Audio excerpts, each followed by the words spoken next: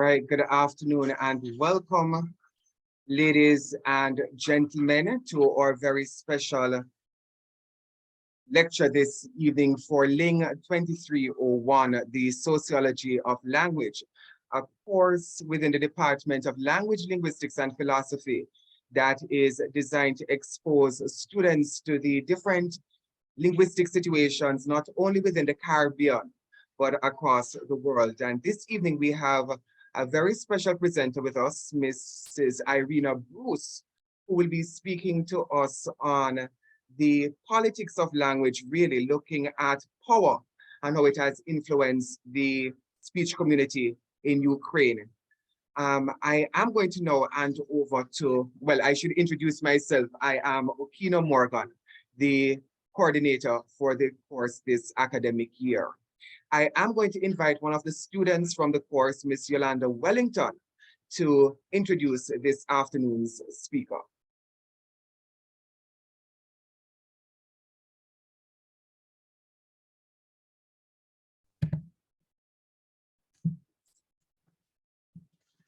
Yolanda? Sir, I'm here.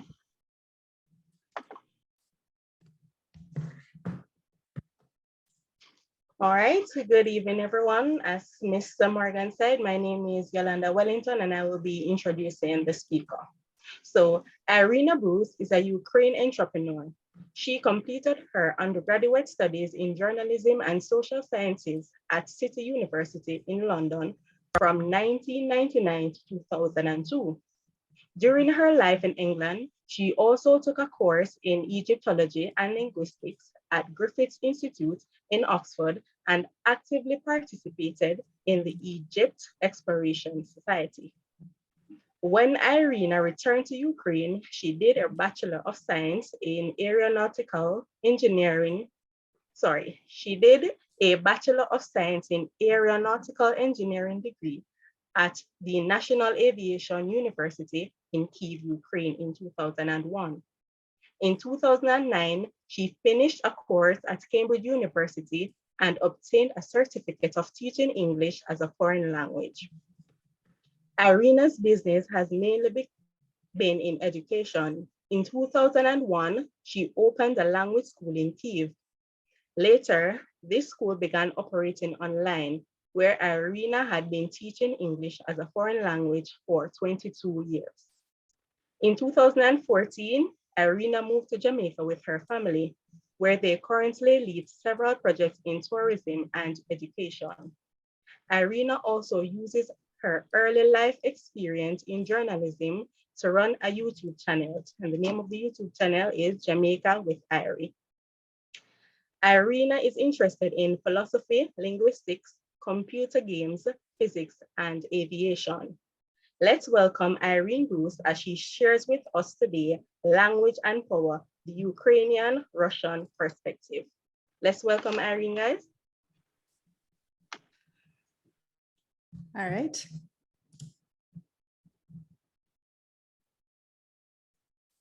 Thank you so much. I don't know if you can hear me or see me. Let me know.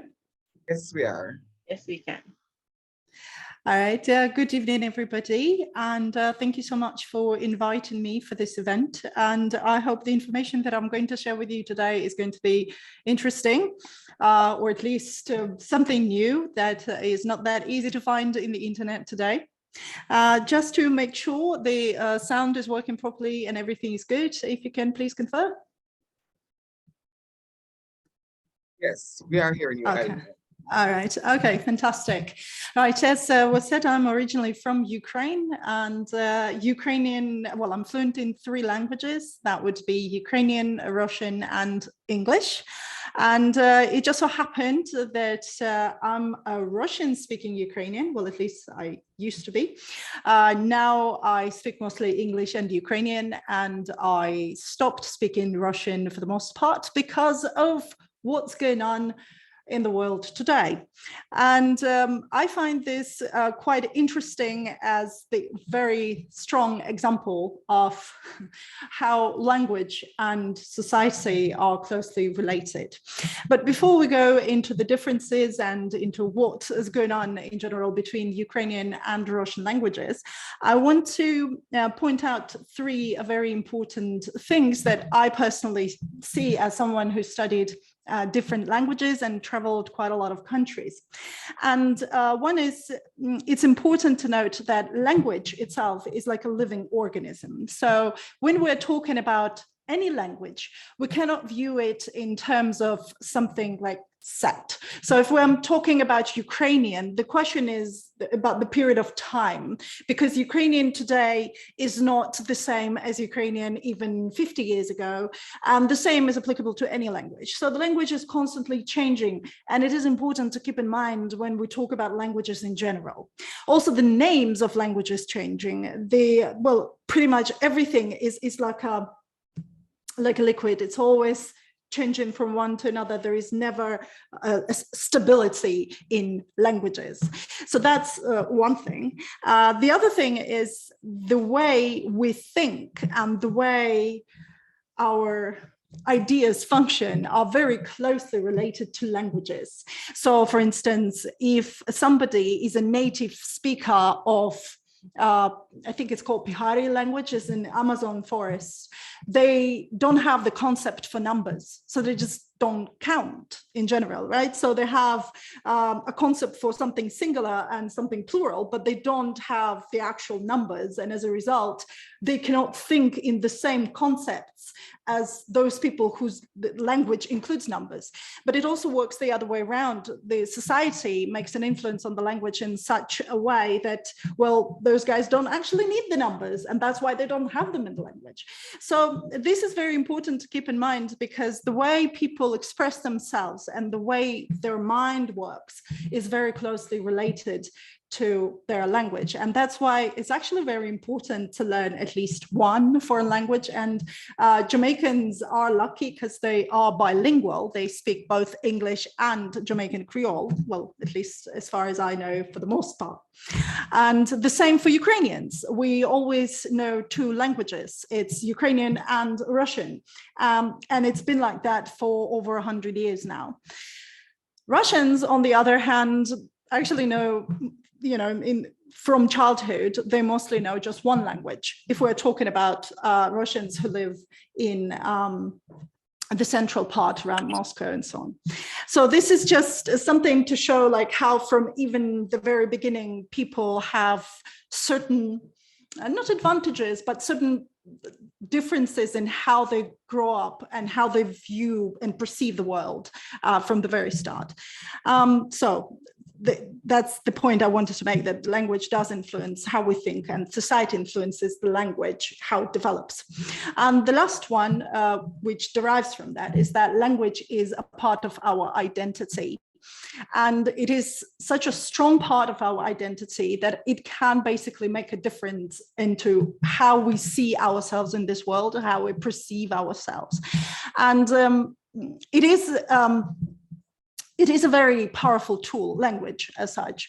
And because it is a part of us and we don't really pay attention to how important it is, we only realize that when the language is a part of us, when somebody is trying to take it away from us. By destroying our language, they try to destroy the part of our identity. And this way they would be able to control who we think we are, to the point that in some cases people would basically start denying their own identity. And this is the process that is currently happening, or happened in some parts of Ukraine with some people, which is absolutely crazy to now realize that and to observe as it is happening, or as it happened during the Soviet Union times, for instance.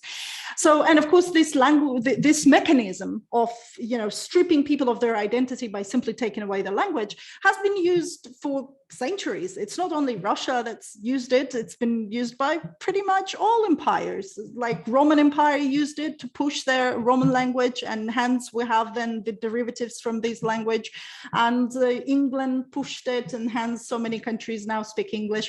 But here's a very interesting point as well, you know, that derives from this, is that it doesn't always work the way it's planned, and because it's very difficult to completely, you know, kill people's identity when it comes to language. And as a result, that's why we have a lot of Creole languages, and Jamaican Creole is one of the examples. And in the same way, of course, all the attempts of Russia to basically remove all the languages from the native people, the indigenous people in the lands that they took over, was not as successful as they were hoping. Anyway, so these are the 3 points that I wanted to make first before going into Russian-Ukrainian language.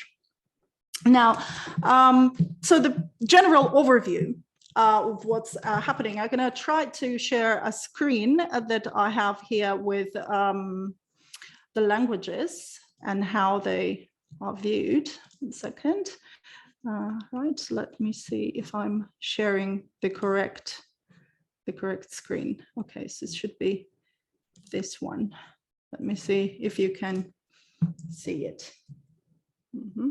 On this screen, I'm just trying to show where the language, the Ukrainian and Russian language derived, and it is derived from Proto-Slavonic languages.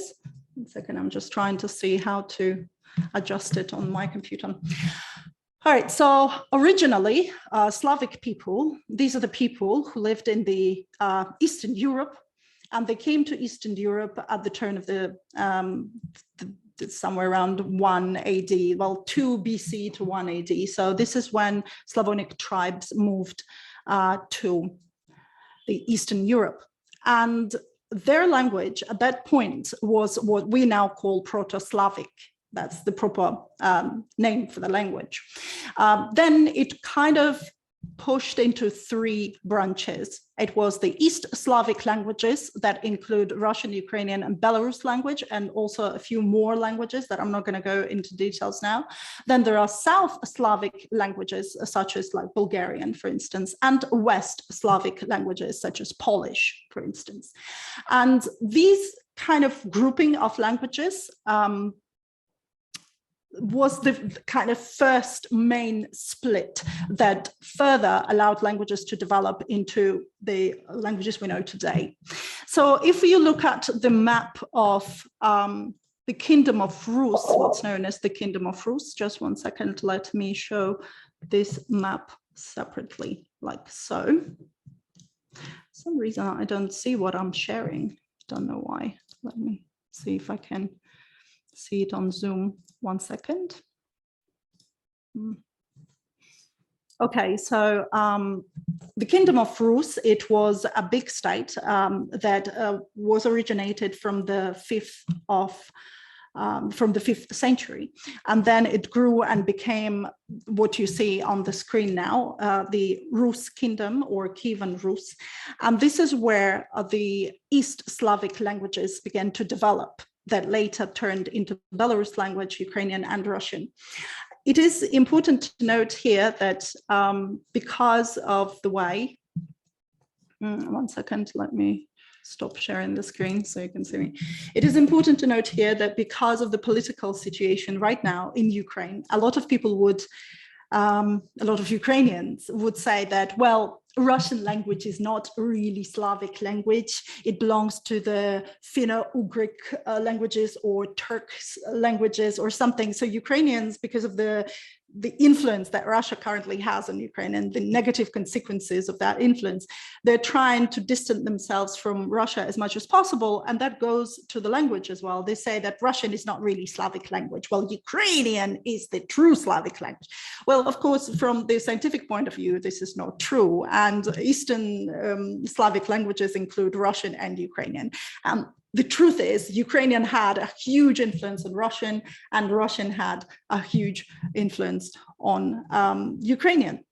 And as a result, of course, these languages have a lot of similarities, but at the same time, they have lots of differences.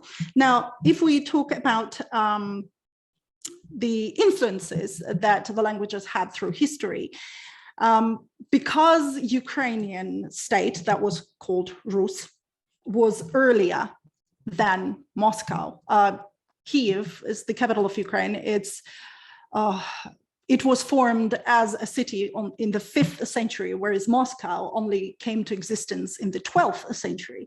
And as a result, of course, the state and the language that was developing on those lands that are currently the land of Ukraine and Belarus, it already passed quite a lot of stages. And that's why by the 16th century, we had the writing system of the Ukrainian language, which at that time was called Ruski. That's the name of the language. Whereas Russian language at that time didn't have the proper writing system in place yet. And instead they were using the writing system brought by Cyril and Methodius. All right, so not to confuse you, let me just go back to the languages themselves and to look at what the languages are and what's so similar or what's so different about them. So if you look at Russian and Ukrainian language, you will probably notice that they have a similar alphabet. So we use Cyrillics, what's known as Cyrillics, whereas most, like English use Latin alphabet. Cyrillics is an alphabet developed by two men, Cyril and Methodius, and this is where the name comes from, two Cyrillics. And these men were not Russian and they were not Ukrainian. They were actually from Byzantine Empire, and their ethnic origin was from Bulgaria. And they decided to develop a language in the 9th century that would have very important influence on bringing Christianity to Rus people. And as a result, they translated the Bible into the language, which later was called Old Church Slavonic. This Old Church Slavonic language is based mostly on one of the dialects from Bulgaria. And this is the language that they used for the written church scripts. And as you know, back in the day, people mostly like educated people, they were, Bible was one of the main books that was being used. So of course, all educated people had to, learn the scripts and so on. And when the Bible was translated into Old Church Slavonic, it was brought to Rus people, and it had a huge, huge influence on the East Slavonic languages. Remember, Old Church Slavonic is a South Slavonic language. So it had a huge influence on East Slavonic languages that were spoken in Rus. And this is one of the reasons why that Rus language split into several, while Ukrainian and Belarus languages, they kind of kept the authentic Slavic base, the Eastern Slavic base. Russian language inherited a lot from this Old Church Slavonic and kept it. And as a result, now, if you listen to, for example, Ukrainian, Belarus language, you would hear that they are very similar. They share a lot of lexical resource. They share, they have lexical similarity. They have similar grammatic structure, the cases and everything, whereas Russian kind of stands out separately. And that's what brings Ukrainians to say, oh, Russian is not Slavic language. It is, it inherited more from the South Slavic language that was Old Church Slavonic. And if you look at, let me share the screen just to give you an idea of the lexical similarity of the languages. I have it somewhere here. 1 second. Have it right. All right, so this is the screen that I have. So the lexical similarity between Russian and Ukrainian is about 62%, which isn't as huge as it might actually be expected, because a lot of people assume that Russian and Ukrainian are similar. Actually, Ukrainian language has much higher lexical similarity with Polish and Slovak, and very close similarity to Belarusian language, or the language of Belarus people, because Belarus and Ukraine had been very close together for a very long time, but less lexical similarity with Russian language. I don't want to go into all the scientific linguistic details of the differences between Russian and Ukrainian language. They are both Slavic languages, so they do have all the similarities in terms of using a similar alphabet, even though in Ukrainian, we have letters that differ from Russian, and then Russian have letters that we don't have and different sounds and so on. So there are minor differences, but we have a similar alphabet. The biggest difference is in the way the words are pronounced in vocabulary and in the way cases are formed. So there is a video on YouTube. I'm not going to play it because it's long, but for those interested, you can watch it, and it's very, like, I wouldn't be able to explain it better than this video explains already. Just one second, let me just try to show this one. Let's see, I don't know if you can see the screen from my Google. The channel is called Land Focus Channel, and the video is called How Different Are Russian and Ukrainian Languages. And this is a very in-depth scientific representation of how different these languages are, including all the examples and things. And the author of this channel, Paul, he's a linguist, and he's very good at representing this. And also there is a video called The Slavic Languages and What Makes Them a Family. This can also be used as an introduction into understanding where Slavic languages come from. Okay, so this is the part about the languages that I wanted to share, like just the overall information about them, because I don't want to go too deep into linguistics as such. I want to focus more on the social aspect of what's happening or what happened with Ukrainian and Russian and what's happening with them today. So a little bit of the history and the origins of Russian and Ukrainian, and how and why there was this influence of one thing on the other. In Ukraine, in the beginning of the 17th century, and by the way, for some people who think that Ukraine is a new country formed in 1991, well, that's actually not the case. Ukraine is a very old country that existed. It just simply had different names. Just like other countries, like Italy has a name Italy, while in the past, at some point, it was called Roman Empire, you know, so it's just, it all depends on the period of time that we're looking at.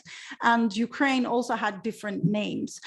Before it was known as Ukraine, it was called Cossack Hetmanate.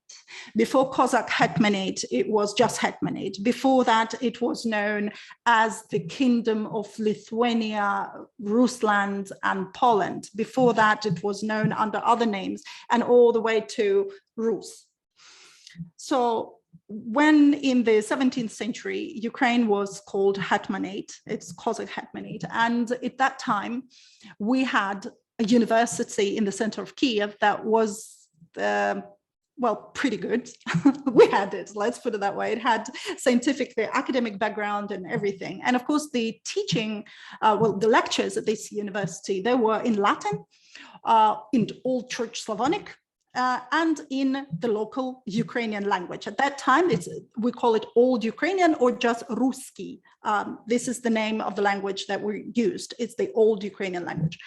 And in Russia at that time, it's the, well, the first and the second part of the 17th century.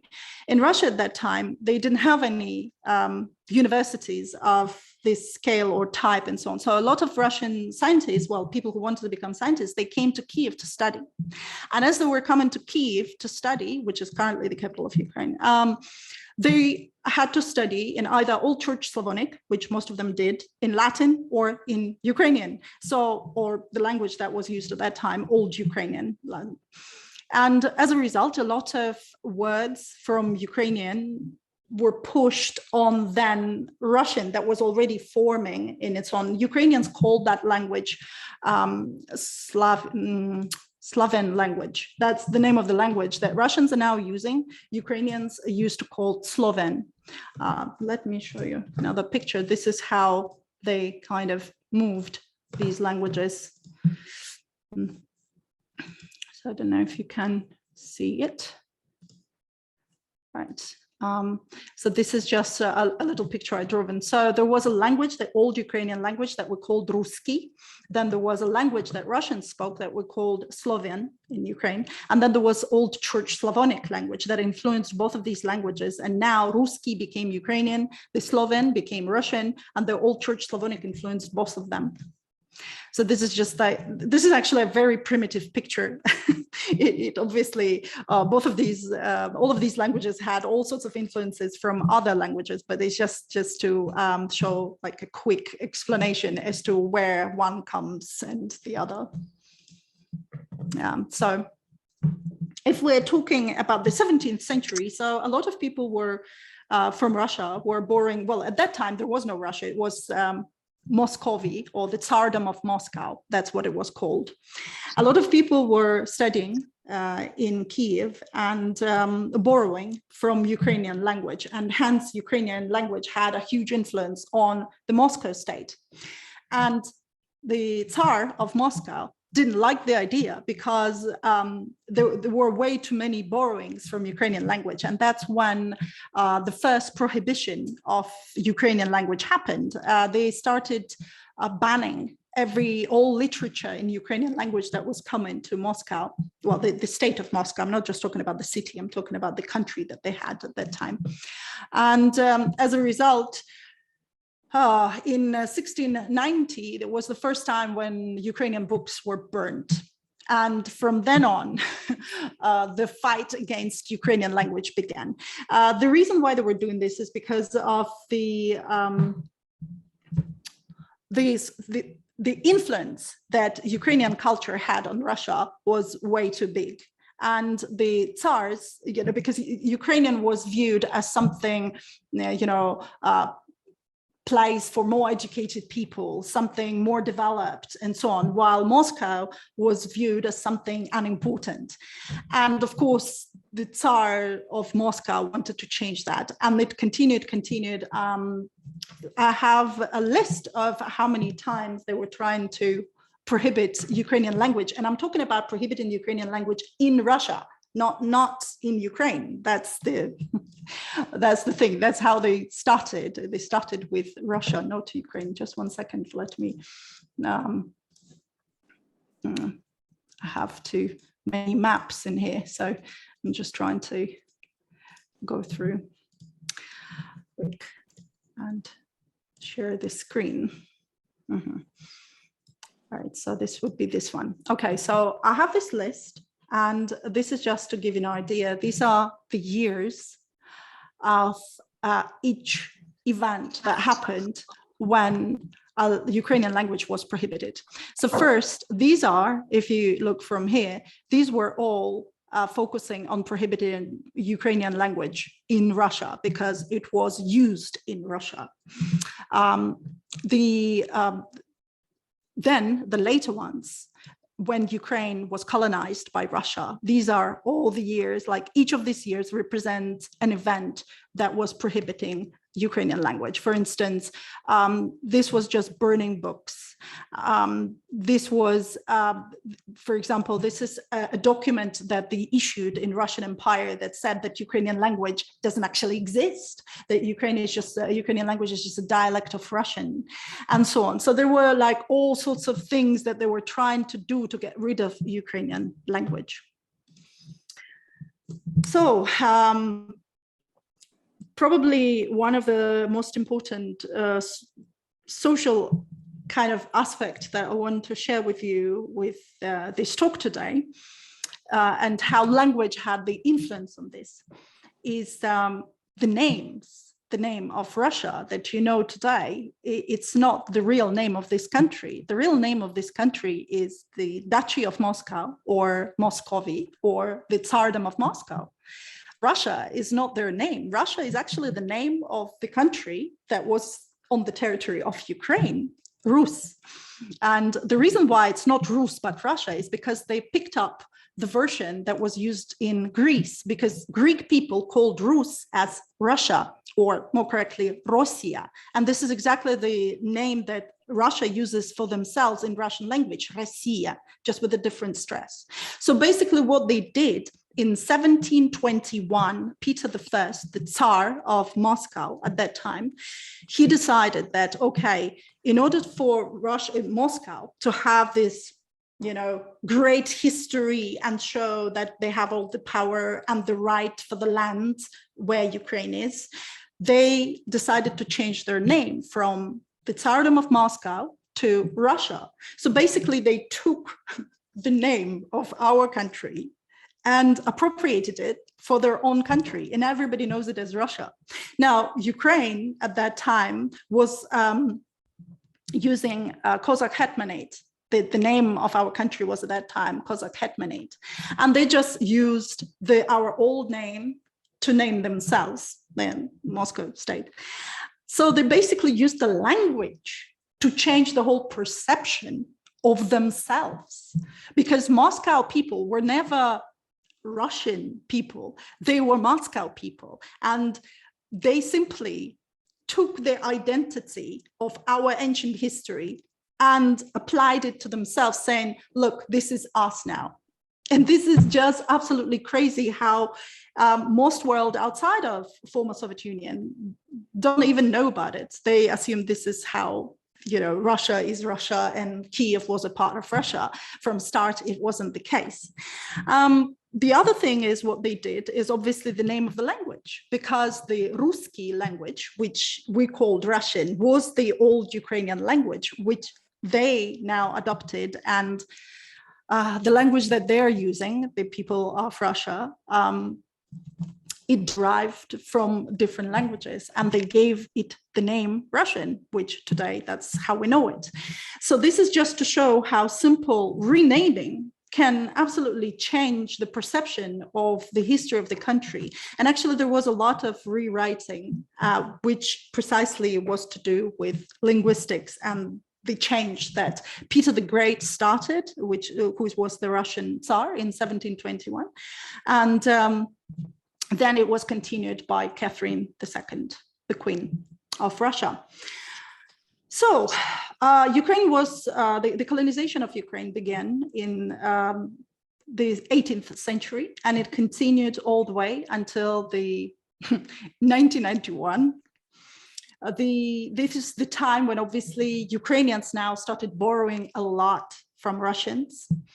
And however, despite all of this influence and despite like lots and lots of rules and regulations to prohibit Ukrainian language, because they wanted to eradicate it, because they wanted to have the right to have our history, to have the Rus history as their own. And that's why they wanted to get rid of Ukrainian language, because it basically shows that what they're saying is theirs is actually not. And that's one of the main fights that the Russian Tsars were trying to push. They were trying to get this identity for themselves. Why didn't they want to use their own identity of the Moscow people who were there and so on? Because of a lot of problems in history, because they were occupied by Mongols, and it's a very long story, so I'm not going to go into that. Anyway, they are Slavic people in the end of the day, because they were mixed a lot with Ukrainians and Belarus people. So Russian people, the ones who live in at least at the area where Moscow is, they are Slavic people. They're not the Finnish or Ugric or whatever some Ukrainians prefer to push this idea that they're not us. Well, they are. We are all Slavic people, unfortunately. But anyway, so the language situation had a very huge influence on Ukraine, but they couldn't get rid of Ukrainian language by simply making strict rules like, okay, don't speak Ukrainian, or push a law that Ukrainian is just a dialect of Russian. That just didn't work. Obviously, people continued using Ukrainian, and there was a writing system, and So instead, in the beginning of the 20th century, they began doing something different. And they almost succeeded to eradicate Ukrainian language. So what happened was that in the beginning of the 20th century, most Ukrainians still spoke Ukrainian, like literally all Ukraine, the East and the Western, all of it spoke Ukrainian language. In fact, some parts of Russia, like Kuban, which is the most western part of Russia, they also spoke Ukrainian. They didn't speak Russian. And what happened was in the beginning of the 20th century, when the Bolsheviks came, the Red Army and so on, they decided that instead of just prohibiting Ukrainian language, they're going to tell Ukrainians that, look, if you're going to help us to fight the Tsar and all those non-communists, well, at that time they were called Bolsheviks, and they were viewed as the Red Army, and those were the White Army, the Tsar soldiers, whatever. The Bolsheviks, the Red Army, they came to Ukrainians and said, okay, help us to fight those guys, get rid of the Tsar, and then you can have your independence, and then you can have your language, you can have whatever you want. And Ukrainians of those at that time agreed to help, and they did. And as a result, the Bolsheviks won, but instead of getting their independence, they were to become a republic within the Soviet Union. And at first, in the beginning of the 20th century, Ukrainians were given the freedom of using Ukrainian language. And they thought, okay, so, you know, they were not as careful anymore because it wasn't like strict, that's it, you can't use it. No, sure, you can use it. But very slowly and carefully, they started destroying Ukrainian language, the culture, everything step by step.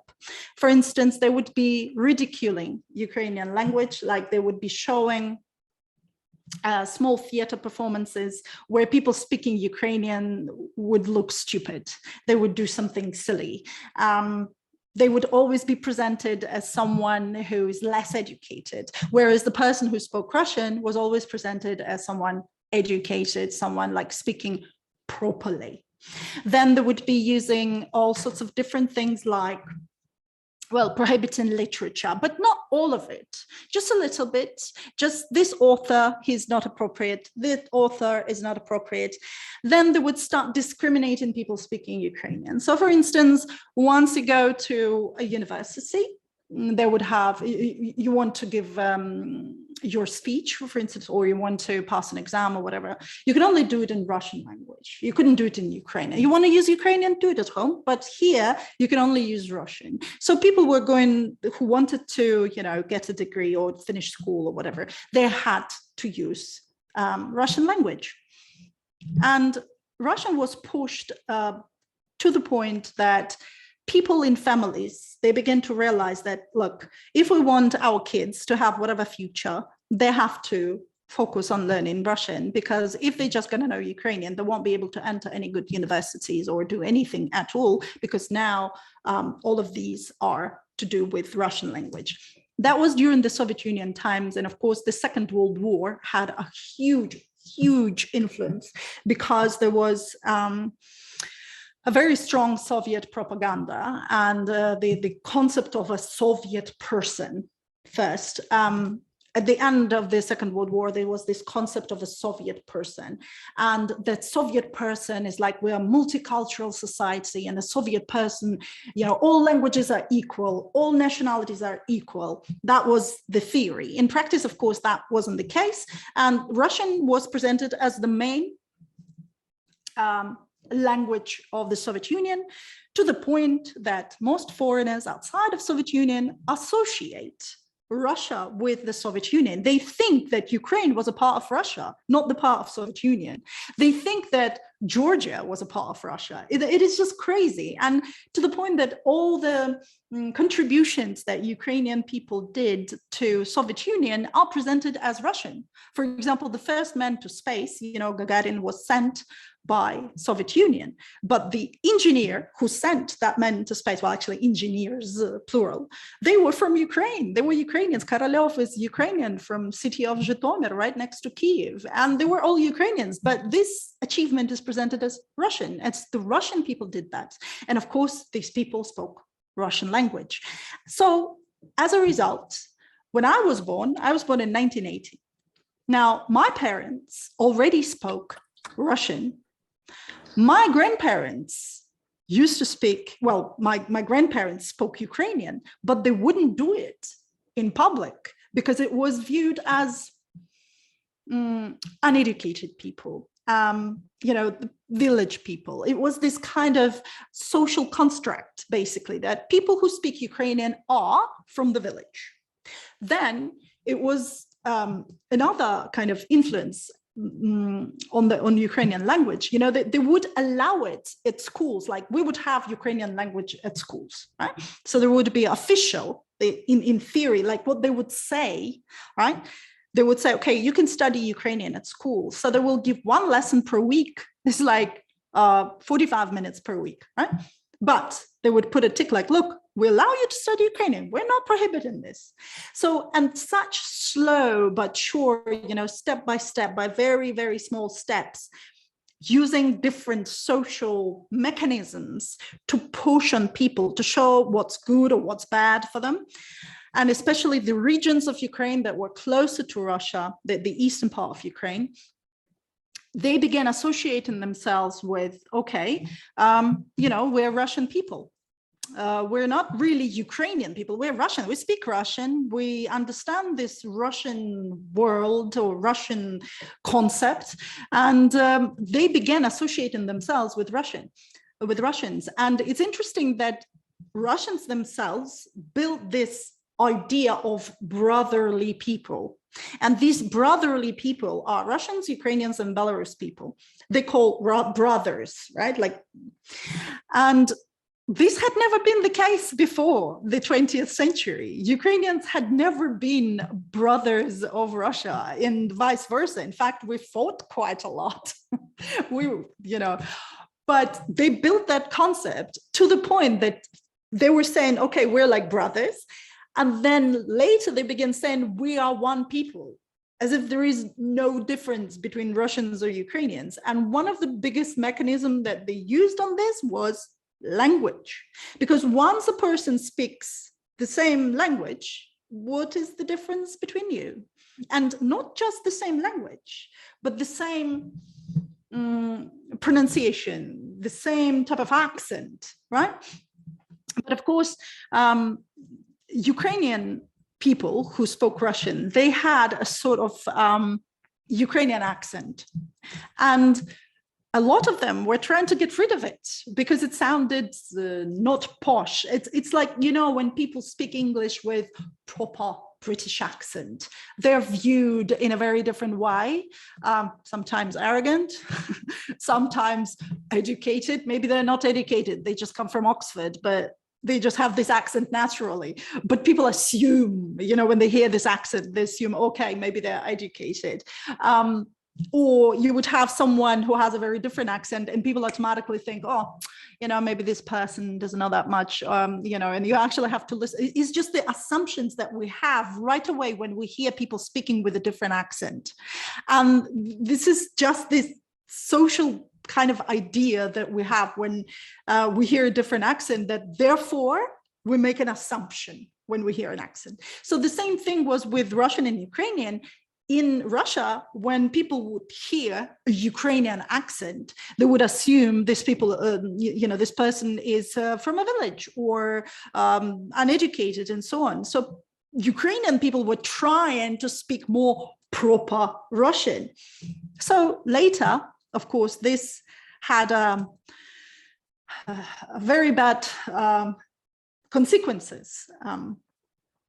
And if we look at Ukraine now, some people would say, okay, 60% of people in Ukraine speak Russian, or 80% of people in Ukraine, or 20% of people in Ukraine. The truth is,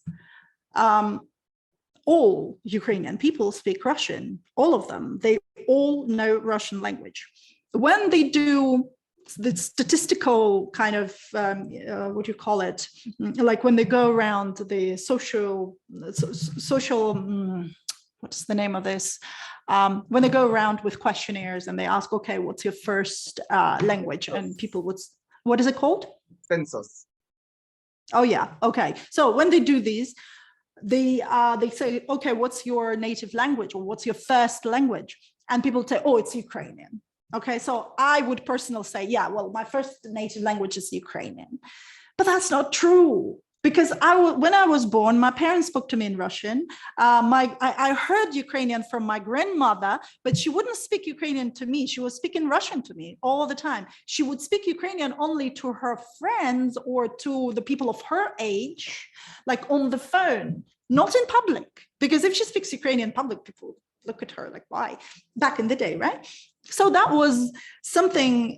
Like I grew up speaking Russian. The same for my husband. We spoke Russian. We never paid attention to Ukrainian language. Yes, we heard Ukrainian at school because when I was 11, Ukraine became independent. So that's the only reason why, I mean, until then, I hardly knew Ukrainian at all. When Ukraine became independent, Ukrainian language became compulsory at schools. So I started hearing a lot of Ukrainian. Also, our television we started having Ukrainian channels and so on. Before that, we would have just one TV channel in Ukrainian language. During the Soviet Union times, like in the 1980s, we would have one, but it was so boring. It was like, it was like super boring channel, and all the shows that they would run there is Me and My God and something like this. I mean, when people are a little older, they would be interested maybe, but for young generation, that was not the channel to watch. So of course, we were not exposed to Ukrainian language at all. All societies spoke Russian, all of it, like Kiev, like I'm from Kiev originally, the capital of Ukraine, all people, like I wouldn't ever hear Ukrainian language in Kiev until Ukraine became independent. And even then, most people continued speaking Russian in Kiev until 2014.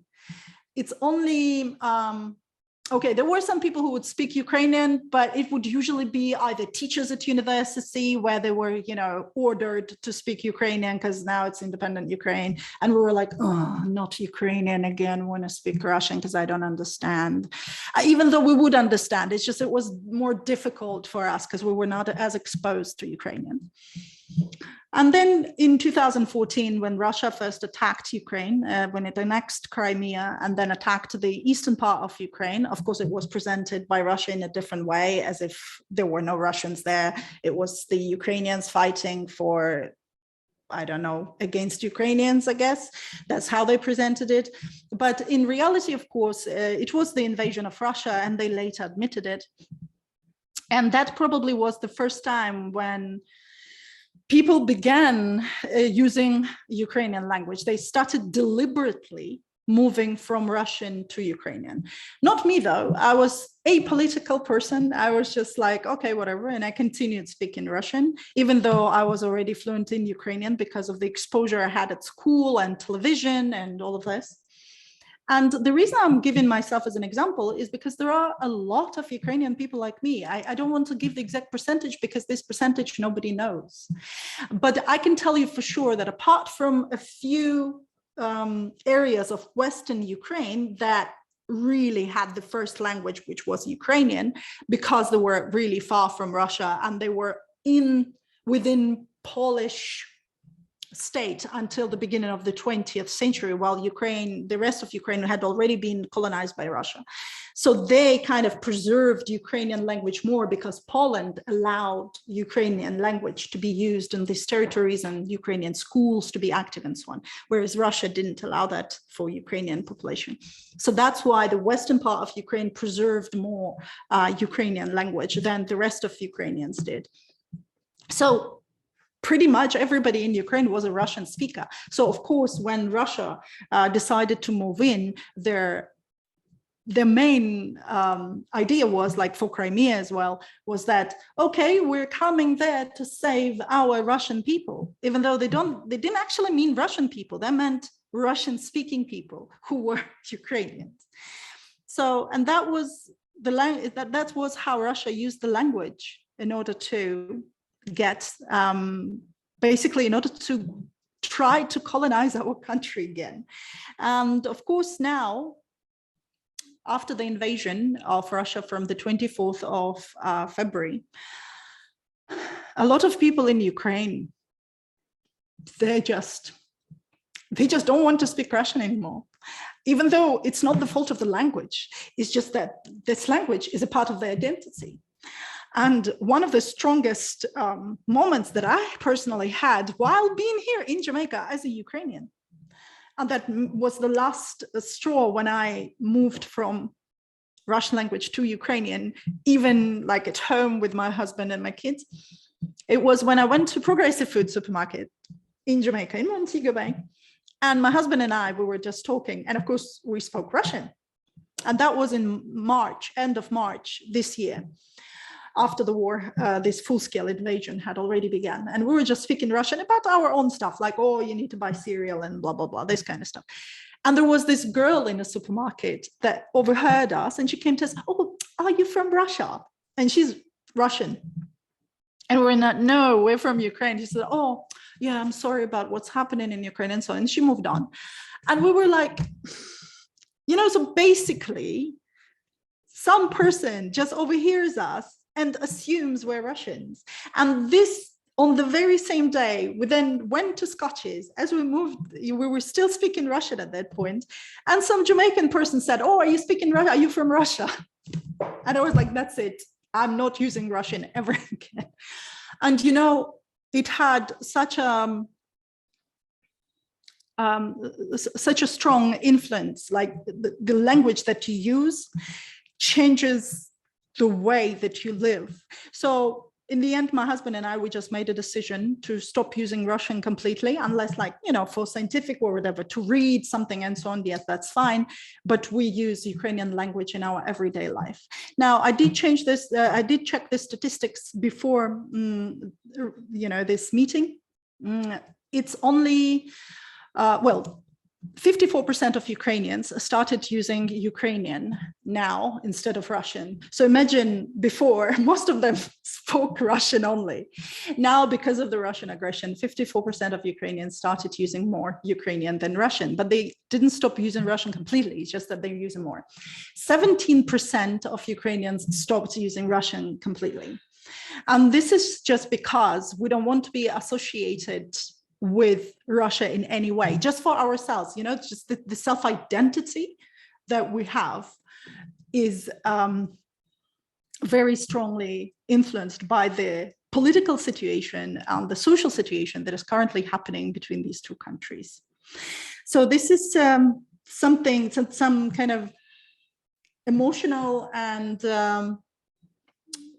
this kind of information that people don't write about in the internet, you know, because it's not based on any precise data, as in, you know, when it comes to linguistics or how, you know, languages influence our society, like to talk about, you know, to involve emotions. But when we talk about sociology, emotions are always involved in some way or the other, because that's how society functions.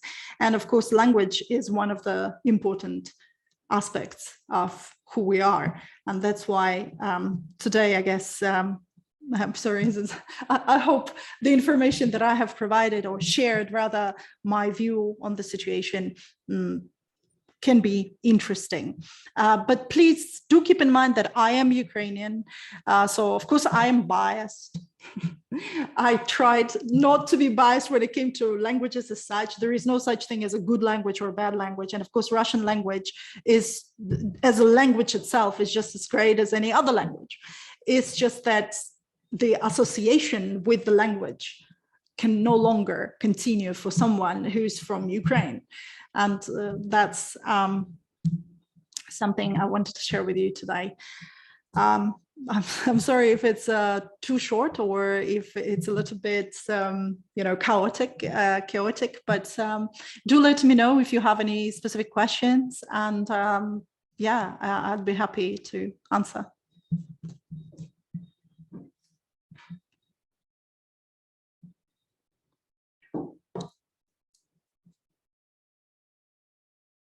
All right, thank you, Irina. We are opening the floor for questions from the participants, so you can go ahead and use the raise hand feature if you do have a question.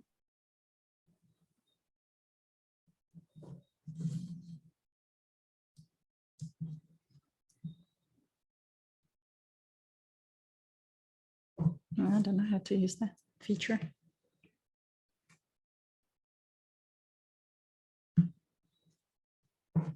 All right, I am not seen a hand, Irina, so I guess the information presented was very clear, right? or maybe it was too confusing, so people. It's can you hear me? Because I'm Yes, talking, I I don't am. know if, yeah, I can. You see, the thing is, though, with such kind of information, because it's just way too much to handle, it has to be either something very specific, like the period between this and this, and how the situation was happening during this period, or something like this. But to give like a kind of lecture on such a complex subject, the best thing to do is, of course, to prepare it, to write like a proper story and then put it in a film or in video. This is something that could have been better, but then again, live conversation sometimes gives out something more than just prepared script and things. Right. I'm seeing a hand now, so Nadine, you can go ahead. Oh, look at the Good feature. good evening, everyone. Good evening. Good evening. Good evening, Nadine. All right, so I was just I'm so captivated by the presentation. I studied history in college, and it's like this presentation is actually driving on me to actually do some more history. There was a time I read a Daniel Steele book also that the setting had something to do with the some Russian Revolution. And I don't remember everything about it. It has been a long time, but just listening to all of this from you is like it's like I'm in a story. So that's the kind of thing. And I know that I need to do more reading and more research. So it's basically stimulating my interest in doing more of that as it relates to Ukraine and Russia. Mm-hmm. All right. Well, I'm glad that that kind of inspired for more research. The problem with doing the research very often is that the information available in English is often the information translated from Russian books. And Russian books would have information written in the way that they prefer to write. It's like, try reading about Jamaica from old British books, and you will know what I mean. The old British yes, books. Understand. Understand that clearly. I understand that clearly. So that's I will not get a true reflection of it. The best thing is to do the research by using multiple sources, like comparing the dates when things happened and what was going on. And there is actually a book by a Ukrainian author that is written in English. I do have this book, so I'm going to go and bring it to show. I think for the end, actually, let me. I should have brought it for the presentation, but I'm going to bring it and show it to you because it's like really nice book of history of Ukraine. It's written in very short like terms, but at least it gives you an idea of what happened and when, because this book provides just, clear facts without too much of the extra political context, but it just shows the facts, what happened where, because a lot of people are simply not aware this was even the case because they never viewed that part of it. Like in Jamaica, you study about Napoleon, about British Empire, and about Columbus, as if the history of Jamaica began with Columbus, but hardly ever people study about the 32 nations that came from Africa that formed Jamaica. Hardly anyone know anything about them or about who they are because you never study this at school. So this is something that is important for research, is to refer to those sources and use multiple sources rather than just one. Yeah, so I hope that helps.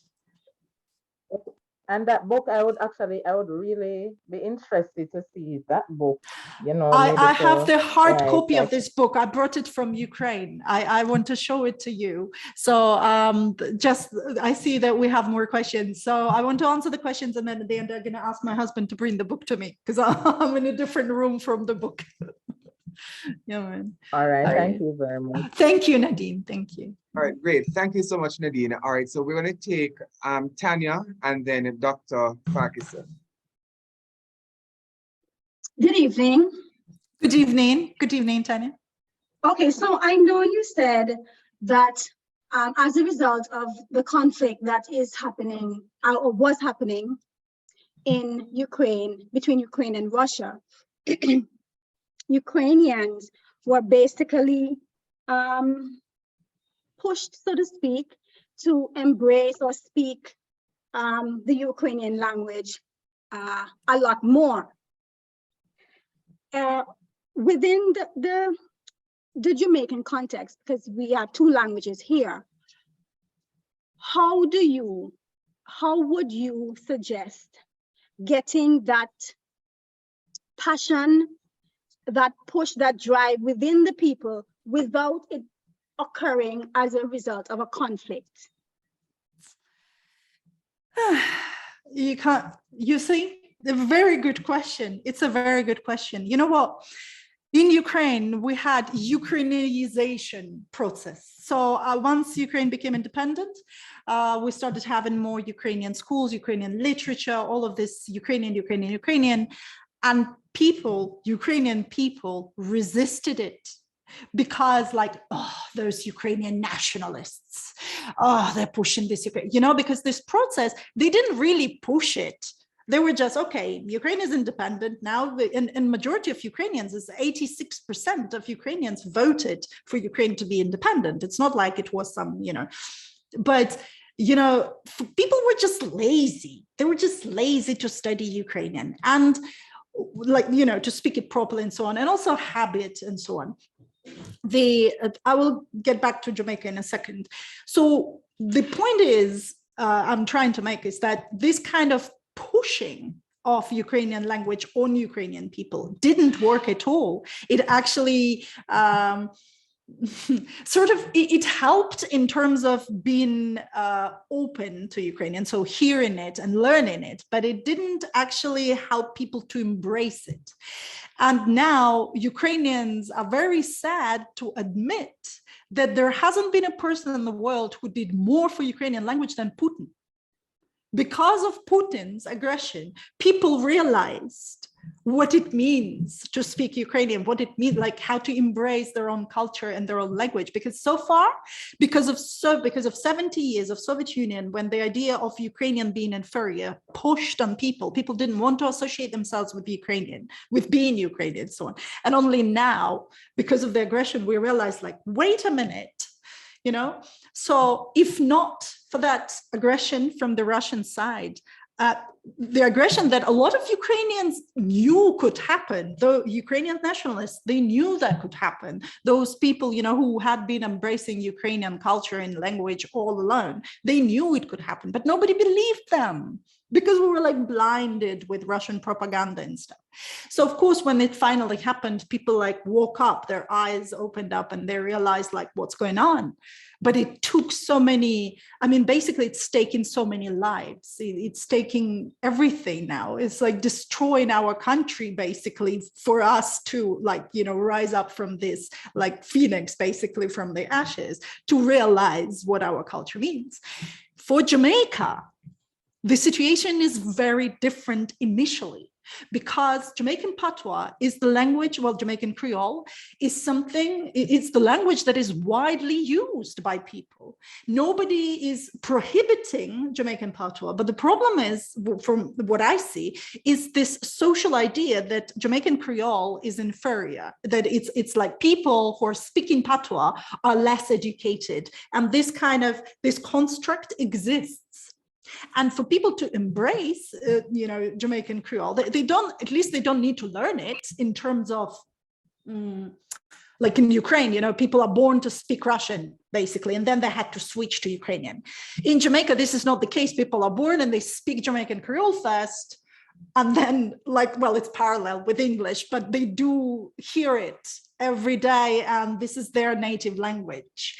And I personally believe the only thing that is needed, again, from my point of view, is that there is some kind of government influence or university influence to show that Jamaican Creole is a separate language, because there is this idea that Jamaican Creole is a dialect of English. It's not, or that it's not real language. And the reason why this idea exists is because Jamaican Creole doesn't have a proper writing system. When I mean proper, like official writing system. There is no institute that would say, okay, these are the grammar rules for Jamaican Creole. Jamaican Creole has an Akan grammar. A lot of people don't know about it. The construction, like people them, when we use them at the end, is because that's how people do in Twi and Akan languages. It doesn't come from English, it comes from there. And the fact that people don't know the roots of the language, of how it's built, they think, oh, it's just a dialect of English, or it's just English with some accent. I think more awareness, like if at schools, if children are given this information at school to understand and embrace the language, maybe this will help to kind of push Jamaican language on a, separate, I don't know, on just to show that it's a separate language and it can be viewed, studied officially, language used to write literature in Jamaican language. So yeah, I think Miss Lou did a lot when she was writing poems, and there are people who are writing in Jamaican language, but because there is no standardization. So maybe if standardization happens and more awareness given to children at school that this is a proper language, then maybe it will become have more power. But of course, English can always be used as a second language, or they can be used parallel, but that would depend on Jamaican society. I wouldn't know how that would work. The only thing that I do know is that Jamaica doesn't need to go through all of these conflicts, because Britain never, well, in terms of the languages, the Jamaican Creole language, people speak it from childhood. It's not like Britain is forcing you to speak English from childhood. You already have Jamaican Creole language as a spoken language in Jamaica. There are a lot of dialects of it though. So that's something as well. If you have standardization of the language, this can at least start the process of officially recognizing Jamaican Creole as a language in Jamaica, because it's not the official language of Jamaica. The official language of Jamaica is English. From what I know, it's not Jamaican Creole. So I don't know, maybe your question was about something entirely different and I misunderstood. To let me know.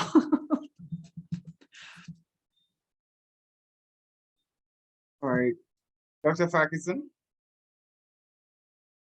Okay, thanks much, Shakina, and thanks for your presentation. Yes. Very interesting. I wanted to do a follow-up to Tanya's question. Okay. You said that at least when you grew up, a lot of people of your generation didn't really grow up exposed to a lot of Ukrainian, probably mostly as overhearers from your grandparents and so on. Mm-hmm. But since Ukrainian independence, things have been changing. I wanted to ask about, is there a language policy, and what is there an official language policy that addresses how Ukrainian is used now and in what domains, and what does that policy look like? Until 2012, from 1991 and until 2012. So when Ukraine became independent, the official language of Ukraine was Ukrainian. So all official documents had to be written in Ukrainian language. All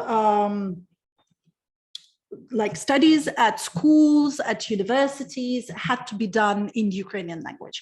In reality, some were in Ukrainian, some were in Russian. Like when I studied during independent Ukraine, our teachers, some would teach in Ukrainian language, others would teach in mix of Ukrainian and Russian. This is something as well that we have in Ukraine. It's called Surzhyk.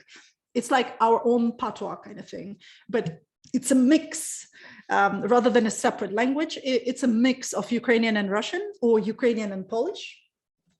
And we have different dialects as well. So because Ukrainians spoke Russian for so many years, even though when they know Ukrainian, they sometimes speak Ukrainian and then insert Russian phrases or Russian words, and we call it Russian surjik.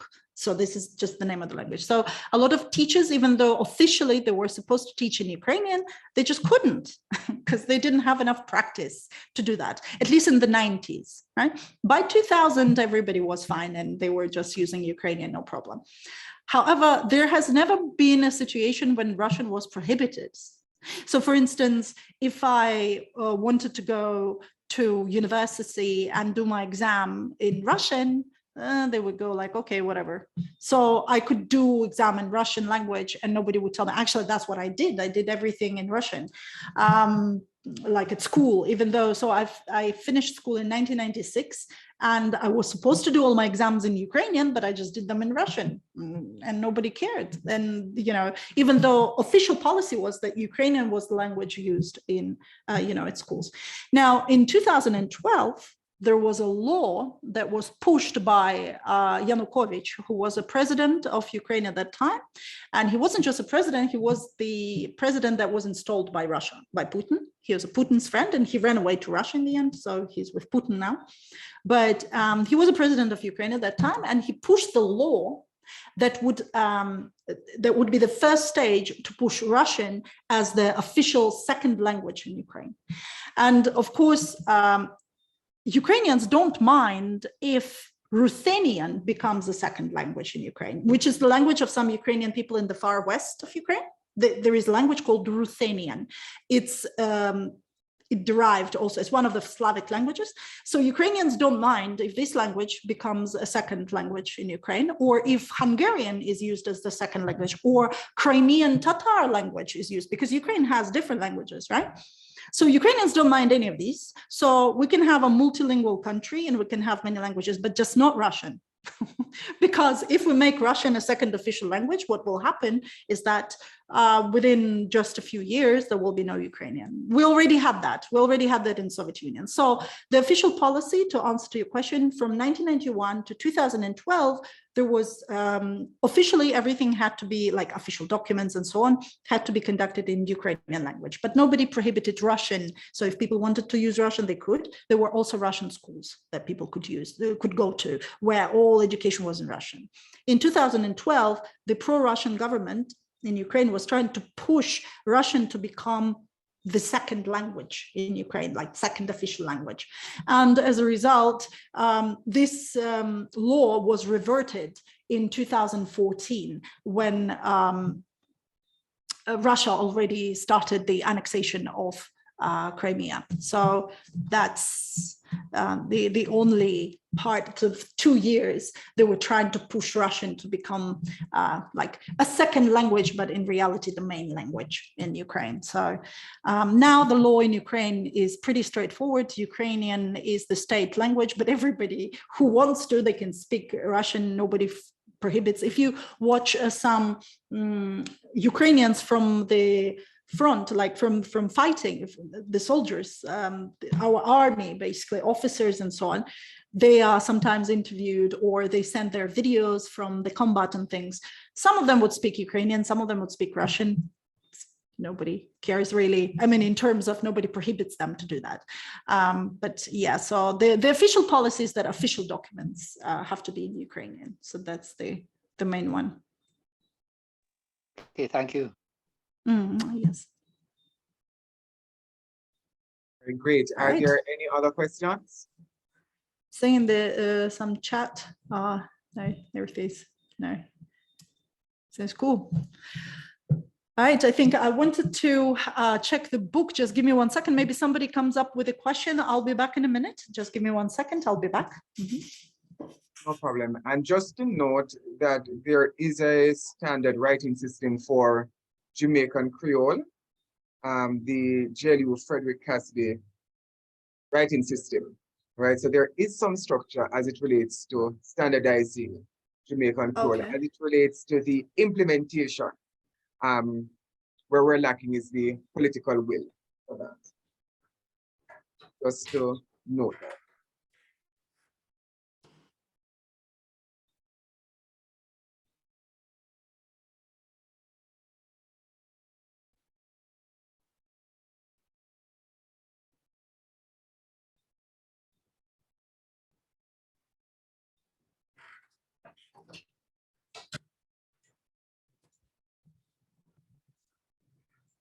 right.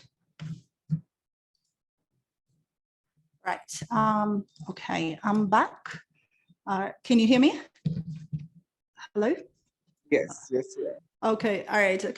Okay, about the book, can you see it? In the Yes. video? All right. Okay, so this is, it's like a pretty small, right? But it's really nice in terms of the way it's structured. So you would have like a topic, a little picture that explains what's in there, like the historical documents, and that's it. And it just goes from the very beginning to the very end. I just bought it for myself so that I would be using for some of my videos later. But basically it goes for history of Ukraine from the very beginning to the end, and it's kind of in a very easy to understand format without any additional information, but it will be a great kind of source to start in terms of you just read one paragraph and then you realize, okay, so this is the topic, I got it, next topic, right? So, and the one that you're most interested in, you can read more on in the you see, because with this little presentation kind of thing, I didn't want to go too much into history and too much into all the fights that we had, because the war that is currently happening between Russia and Ukraine, it's like maybe 20th war that we have with them. So it's for like from the 12th century we've been fighting them. So. And they were fighting us because of their interests, you know. So it's always a problem. But you know, people sometimes they need to look at the map and wonder why Russia is so big. And the reason why they're so big is because they colonized all these lands. And it's just really sad to see how now some people who come from Russia to fight in Ukraine and they speak Russian, but they're Mongols. They're not actually ethnic Russians. They are people of Mongolia who had their own culture, their own language, their own traditions, everything. And it was just destroyed. They were occupied in the 18th century. They fought like heroes for like 70 years against Russia, and they lost, and Russia occupied them in the 18th century. They're called now Buryats. This is the name of their ethnic group. These are Mongolian people that live close to Mongolia, actually, but in Russia. And they are the ones who were sent to Ukraine to fight Ukrainians, and they were the ones who were basically killed first. And that's just horrible. And it's crazy how these people go and say, we are Russians. Well, they're not Russians, they're Mongolians, but they were just occupied by Russia, and now they're being used by Russia in their wars. And yeah, so... And these people don't have their own language anymore. It's just hardly any people there that speak Buryat language. They had their own language, which was nothing like Russian, and they don't use it anymore. They speak Russian.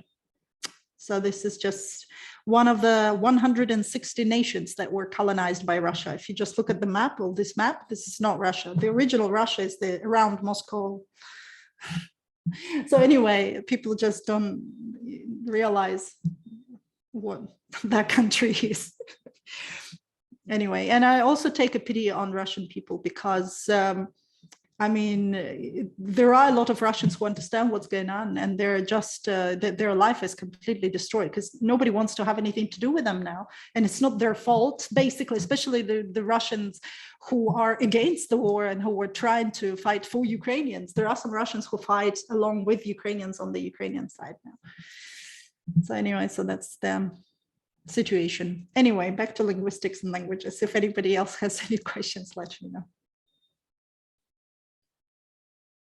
Right. Are there any other questions? No, not seeing a hand. All right, so we want to thank you again, Irina. Thank you so much for inviting me. Thank you so much for inviting me. I mean, I'm much better when I'm doing scripted proper videos with a lot of data, you know, coming in, and it's much easier than sharing screen in live. But I tried my best today, so just to, you know, give a little bit of introduction. So I'm gonna leave the link for the video about the differences Russian-Ukrainian language from that linguist. Now, so maybe you can share this link with others. Actually, I can send it in chat message here, I guess. So, and Right. then. Right, so you can go ahead and you share it in the chat, and I'll pass it on to the students afterwards as well, along with the name of the book. Right? Yeah, so that will work. And also for the book, I'm just gonna give you the name of the author. I believe you can buy it on Amazon, I think. Just 1 second, let me just All right, great. type the I'm going message to here. invite, while you do that, Kira Barnwell, a member of the Sociology of Language class, to move the official vote of thanks. But for those who are online who are not familiar with Irina, she is really a national treasure to Jamaica. She was very instrumental in bringing our students home from Ukraine. And in fact, when I reached out to her, she was actually in Ukraine trying to retrieve documents on behalf of those Jamaican students so that they can get back into university. So she is very, very, very. Thank you.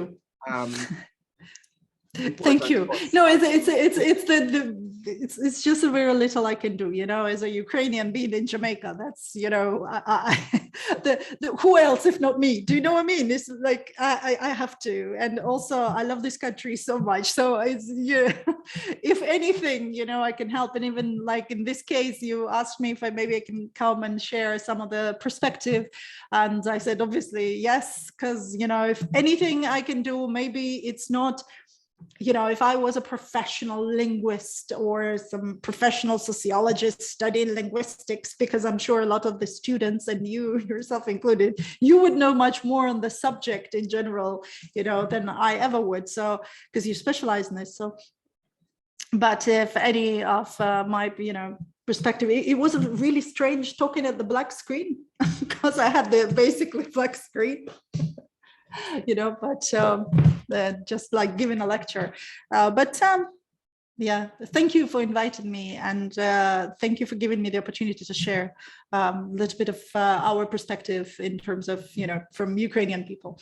And I'm happy I was able to help with the students, of course, you know, who studied in Ukraine, Jamaican students. Yeah, I have a film about Jamaican students in Ukraine, in case you're not aware. It's a 3-hour documentary where I interviewed 12 Jamaicans who studied in Ukraine, where they share their idea or their perception of Ukraine. It's very interesting, the way they share their story. So if you have a chance to watch it, please do.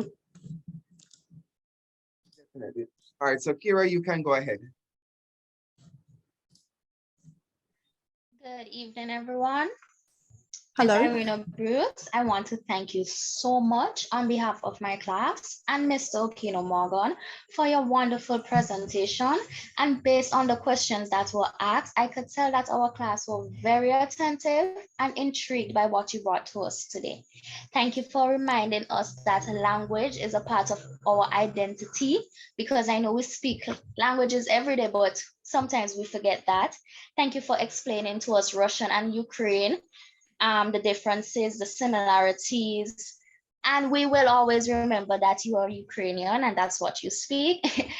We hope to hear from you some other time, and we really and truly did enjoy your presentation.